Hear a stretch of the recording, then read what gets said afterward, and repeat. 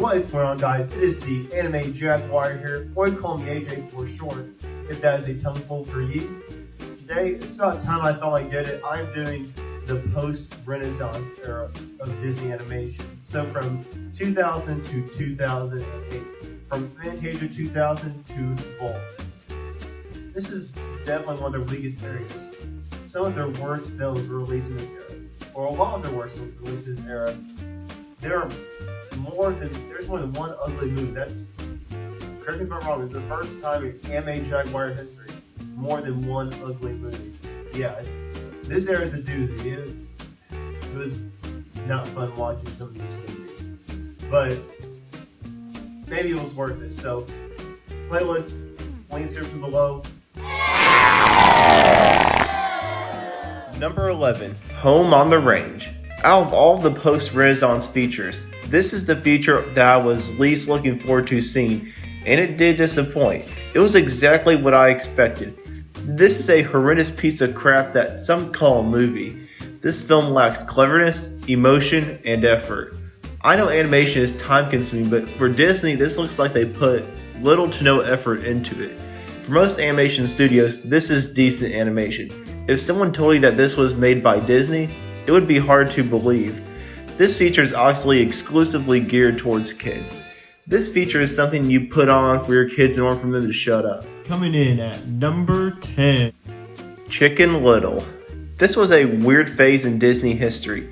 Back in the mid-2000s when Pixar and DreamWorks were at the top of their game, Disney was at an all-time low. Disney was one of the few animation studios that was still making hand-drawn animated films. Home on the Range was the last straw for Disney. This is not Disney. If I never knew who made it, I would have guessed a DreamWorks ripoff. Chicken Little is one of the worst anime movies from Disney. Instead of telling us a timeless tale with amazing animation, it would rather include terrible comedy, excessive pointless action moments, tolerable animation, and forgettable characters. This is one of the unusual Disney movies that no one should watch. Number 9. Brother Bear. This was the first time I watched Brother Bear. I would be lying to you if I told you I was looking forward to watching it. From the short clips I had seen, it looked boring to me. At first, I was pleasantly surprised by the characters and the tales. At one point, I even thought it was better than Pocahontas. The characters interested me, and what initially happened had me intrigued. One character even dies in the beginning. I was somewhat surprised by it. The score and animation was good. Then it went downhill from there. I immediately lost interest when the main character turned into a bear. I wasn't mad about the reasoning behind it, but it was the worst way to execute it. The beginning and end were fine, but everything else was terrible. I don't see myself watching this again. Number 8. Atlantis: The Lost Empire. Disney was aiming more for an older audience with Atlantis. A science fantasy action adventure Disney feature sounds delightful on paper, but no one cared for it at the time. The movie was a flop at the box office, and the critics hated it. I don't hate it as much as the critics, but I do see what they're saying. It seemed like Disney had no idea if it was more for kids or adults. They end up going with both, but it doesn't work out as well as it could have. The antagonist was underwhelming. The only thing the antagonist cares about is money. Not everything is bad. The city and people of Atlantis are refreshing. The supporting characters were entertained because they're different and amusing. Some of the dialogue was also executed well. I wouldn't say that I'm a fan of Atlantis: The Lost Empire, but I don't hate it either. Number 7. Dinosaur. Only hardcore Disney and animation fans talk about Dinosaur. It's surprising because this was a milestone for Disney. It's one of the first movies they released in the new millennium, and it was also Walt Disney Animation Studios' first computer animated film. If there's one thing more disappointing than seeing a terrible film, it's seeing a terrible film that could have been something special. Dinosaur has some elements to make an astounding Disney movie with fierce action, fantastic animation with live action material, and unforgettable score. Unfortunately, Disney also had a careless plot, awful comedy, and forgettable characters. All of that transformed Dinosaur into a boring kids feature. I would only recommend this if you're passionate about dinosaurs. If not, this joins a list of rare Disney features you can pass on. But at least this bad movie gave us an interesting ride at Animal Kingdom. Number 6. Treasure Planet. Disney's track record of anime classics is much more on the impressive side than not. Treasure Planet, however, teeters on the middle ground. Treasure Planet is a prominent example of a feature that is okay but not tremendous. It has some great aspects, but there are some components that keep it from being higher on the list. The main downfall is what the film strives to be. The way it began, I was hoping for some deeper moments in with the characters when they were interacting with each other, but by the end of the film, it felt as though the characters had come and gone just like a real dream. I'm not sure if that was the intention, but in my opinion, it was the biggest fault with the film. The plot has the perfect amount of adventure and spirit, but it's not as fascinating as the original source material. The animation is breathtaking, but some of the CGI doesn't go well with the 2D.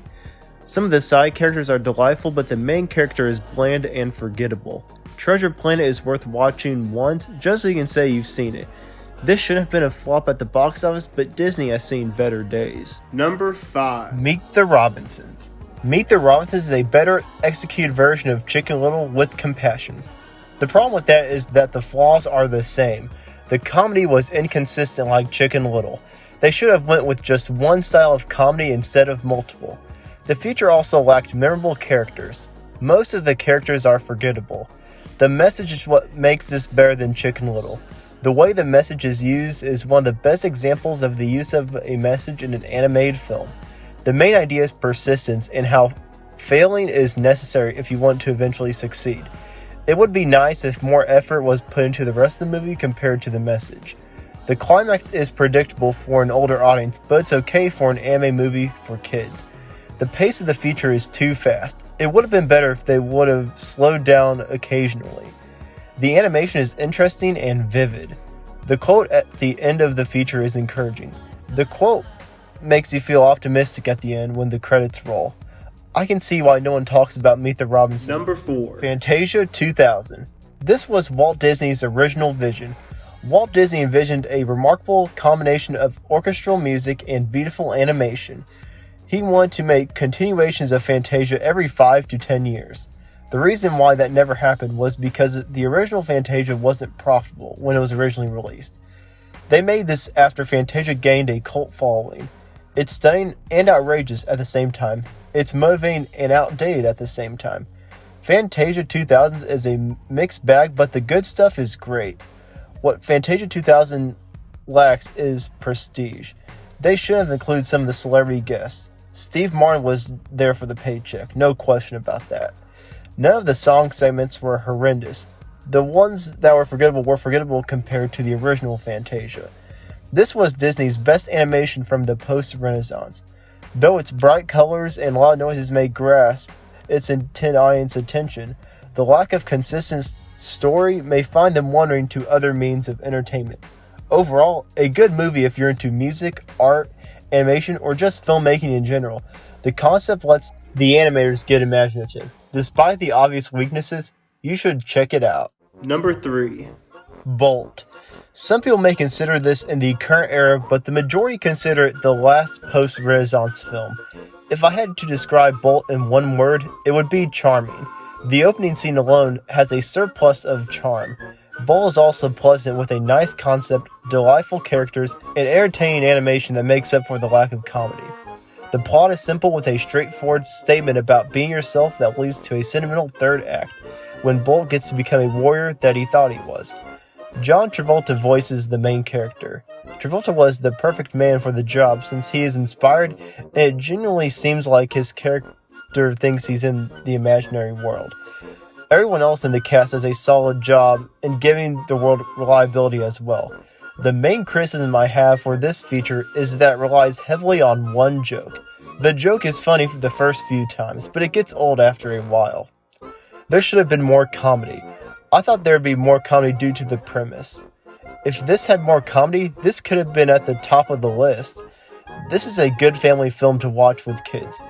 With some transforming, this could be a Pixar movie. Bolt has a decent concept with decent characters that's engaging. Number 2. Lilo and Stitch. Lilo and Stitch has an original plot. The screen time with Lilo is fantastic. She is one of the best kid characters of all time. Disney has been inconsistent with their kid characters. Most of them are either forgettable or irritating. Lilo is odd, vicious, unusual, expressive, crazy, and reckless. Her character perfectly personifies a kid.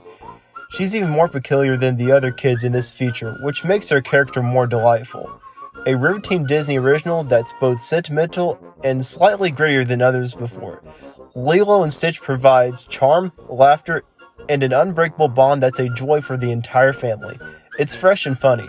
Stitch is adorable, but Nani's character arc steals the show. Tia Carrere is excellent as Lilo's older sister, Nani. She's sympathetic and lovely as a woman trying to keep her sister in her custody and hold down a job. Nani is a great Disney character for her endearing situation and attitude. Sandra's voice for Stitch is funny and memorable. I love Sandra's story about a hybrid alien coming to Earth and learning to love his new unusual family. It's a tender reminder that Disney cares about family narrative on the importance of belonging and acceptance. Disney's hand-drawn animation is pretty, especially for all the surfing on the water. Lilo and Stitch is cute, funny, and emotional in all of the right ways. Number 1. The Emperor's New Groove. The best way to describe this movie is a burst of life. Not only does Emperor's New Groove give a breath of fresh air from the formulaic princess film, but despite not trying too hard to do anything, it ended up being one of the most beloved Disney films ever, and for good reason. It's incredibly funny and energetic with the writing, movements, and slapstick. A Perfect World begins and ends with this. It's not quite on the level of the all-time Disney animated classics, but this is an underrated gem. Not only does it tell a good story with enjoyable characters, but it has a nice message and it's legitimately hilarious. All of the humor works here as they break the fourth wall and reference modern-day things all over the place like in Hercules. Some of it's outdated, but you can't hit all of the jokes. Not everything can be timeless. The score in this movie is fun, but Sting's songs are the best musical parts of The Emperor's New Groove. David Spade kills it as the main character, Emperor Cusco. His sarcastic voice is usually annoying and he could be too much, but Spade mostly nails his role as a reluctant llama. John Goodman is his usual selfless, kind man role as Pacha. Eartha Kitt is fantastic as the evil villainess, Yzma. Lastly, Patrick Warburton steals the show as Yzma's loyal manservant Kronk. His deep voice and sincere delivery is just too funny. Every scene with the antagonist makes the film better. Overall, The Emperor's New Groove is a blast for the whole family. Thank you guys for watching the video, and if you haven't already, like and subscribe to the channel, and the playlist will be up here again or in the link in the description below. I'll see you guys in my next video. If you guys have any video suggestions for me or video rankings I should do, let me know in the comments down below. I'll see you next time.